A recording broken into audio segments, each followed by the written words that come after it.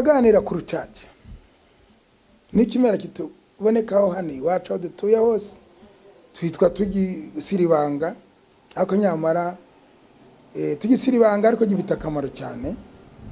Urucaca ni ikimera cyiza, ni icyatsi nk'uko cyitwa urucaca, ni icyatsi kirandaranda hasi kikagira utubabi duto duto kikamera nk'urwiri, kiri n'ubundi mu biremwa nanone bimeze mu bimera bimeze nk'urwiri.